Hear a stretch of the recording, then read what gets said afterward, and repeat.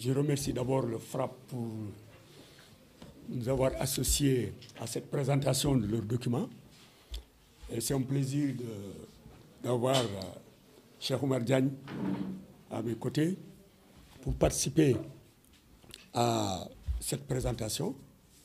Alors, d'abord, le document que Suleiman m'avait fait parvenir, au Ousmane, c'est un travail remarquable qui a été fait par FRAPP.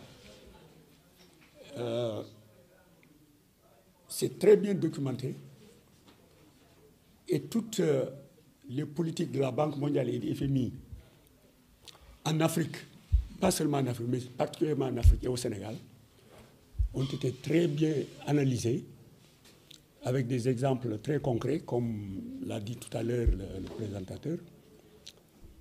Le seul point sur lequel je ne suis pas d'accord avec mes jeunes camarades, c'est quand ils parlent de limites des politiques de la Banque mondiale, alors qu'il s'agit de faillites avec des désastres économiques et sociaux pour nos pays.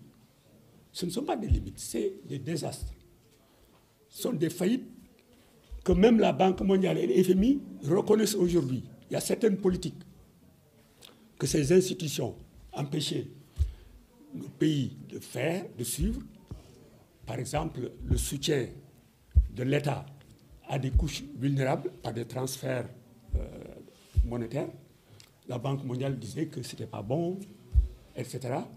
Et tout cela, ils sont revenus là-dessus pour dire au fond que c'était une bonne chose parce que si on ne le fait pas, ça va accroître la pauvreté. Alors, la Banque mondiale et l'FMI sont des instruments des pays occidentaux, notamment les États-Unis et l'Europe. La preuve, depuis qu'elles existent, ces deux institutions, ça fait 80 ans, elles sont à leur 81e anniversaire cette année. Le président de la Banque mondiale, c'est un citoyen américain. Il est nommé par le président des États-Unis, 80 ans. Et le monde a changé depuis lors. Le directeur général ou la directrice générale de FMI, citoyen ou citoyenne de l'euro. C'est quand même pas normal. Depuis 80 ans, alors que le monde a énormément changé. Aujourd'hui, ce qu'on appelle le Sud global, les pays des BRICS et d'autres pays du Sud, commandent aujourd'hui, je vous dis, l'économie mondiale. Les pays du G7, États-Unis et quelques pays européens, le Canada, plus l'Italie, le Japon, représentent à peine 29% du produit brut mondial, alors que les pays des BRICS représentent aujourd'hui plus de 32% du PIB mondial. C'est pour vous dire donc qu'il y a un changement considérable qui aurait dû se refléter au niveau de la gouvernance de ces deux institutions. Alors, la deuxième chose que je voudrais dire sur ces institutions, c'est quand elles sont venues en Afrique, ce n'est pas pour développer l'Afrique. D'ailleurs, si vous lisez les rapports de la Banque mondiale et de FMI, on parle toujours de croissance, jamais de développement. Et cette croissance, chez nous, elle est tirée par les exportations de matières premières. Et c'est ça qui a amené à la faillite de ce qu'on a appelé le développement en Afrique. La preuve, nous vendons des matières premières et les produits finis de ces matières premières nous reviennent et on nous les vend à des prix prohibitifs. Pourquoi? Parce que tout simplement, pour la Banque mondiale et le FMI, il faut que les pays africains exportent pour payer la dette. C'est ça. On a besoin de devises pour venir payer la dette qu'on doit à leur pays. Et c'est pour cette raison qu'il y a eu cette libéralisation sauvage imposée à nos pays. Il a donné des chiffres par Christian Aid, 270 milliards de recettes d'exportation perdues par l'Afrique en 20 ans à cause de cette politique de libéralisation. Alors, les décennies 80 et 90 ont été des décennies perdues pour l'Afrique. Ça, ce sont les Nations Unies elles-mêmes qui l'ont dit, à cause de ces politiques d'ajustement structurel. Et quand la Banque mondiale et le FMI ont fait faillite chez nous, elles ont dit, ah, il y a un problème de gouvernance. C'est pourquoi ce mot de gouvernance est devenu un mot à la mode. Elles ont dit, il y a un problème de gouvernance. Les dirigeants africains ne gouvernent pas assez bien leur pays, ou il y a un problème de corruption, alors que la corruption, elle existe dans leur pays, souvent sous des formes beaucoup plus dévastatrices que chez nous, c'est vrai. Alors, ils ont parlé de problème de gouvernance. Alors, il faut corriger la gouvernance pour que les pays africains puissent se développer. Mais ça n'a rien à voir avec la gouvernance. Ça a à voir avec le modèle de développement. C'est le modèle qui est mauvais, qui est intrinsèquement mauvais. Oui. Et quand toutes ces politiques ont fait faillite, qu'est-ce qu'on nous a proposé? Les DSRP, documents de stratégie de réduction de la pauvreté. C'est-à-dire que la Banque mondiale et les FMI ne parlaient plus de développement parce qu'elles ne connaissent pas le développement, c'est des institutions, mais plutôt de réduction de la pauvreté. Parce que leur politique avait fait exploser la pauvreté à des échelles inimaginables.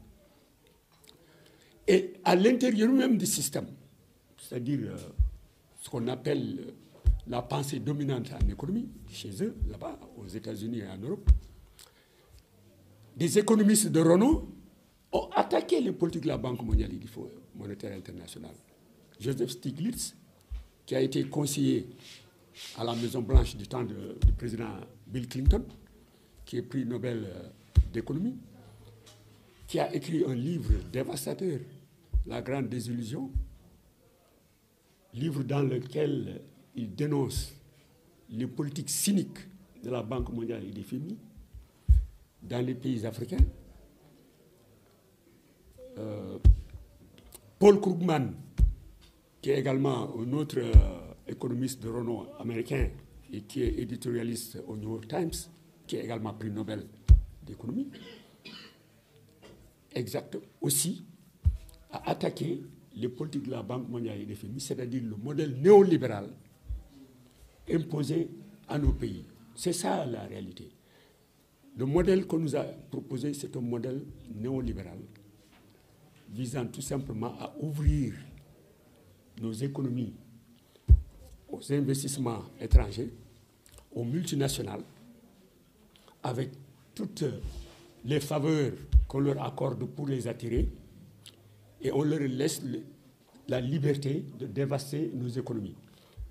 Vous lisez chaque année les rapports de l'ITIE,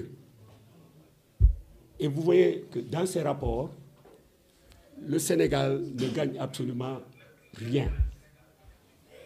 Ni le budget de l'État, ni l'emploi ne gagnent quelque chose dans l'exploitation des mines. Je ne parle même pas des populations locales qui sont dans la misère. On dévaste leur environnement. Donc c'est ce modèle qu'il faut remettre en cause. Et je crois que des politiques de souveraineté, des dirigeants qui veulent aller dans la souveraineté, c'est-à-dire dans le contrôle des ressources de leur pays, dans la définition de politiques en faveur de leur propre peuple, doivent prendre un autre chemin que celui indiqué par la Banque mondiale et le Fonds monétaire international. On peut collaborer avec ces institutions parce que nous en sommes membres, c'est vrai. Tous les pays qui sont membres collaborent. Mais elles n'imposent pas leur dictat à de nombreux pays, même des pays africains qui refusent que leur impose le dictat de la Banque mondiale et du Fonds monétaire. Comme l'a dit Suleiman dans sa conclusion, il faudrait que les nouveaux dirigeants du Sénégal réfléchissent sur le type de relation qu'ils doivent avoir avec ces deux institutions. Et étant donné qu'ils ont un programme qui aspire au patriotisme économique, à la souveraineté,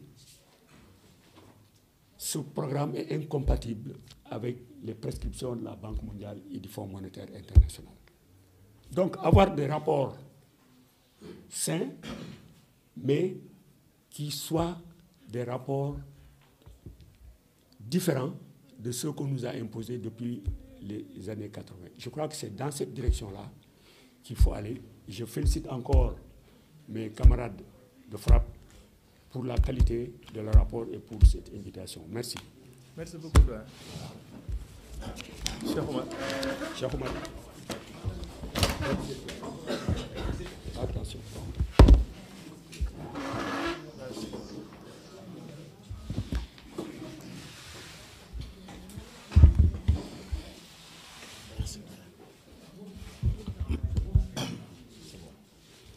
Assalamu alaikum wa rahmatullah.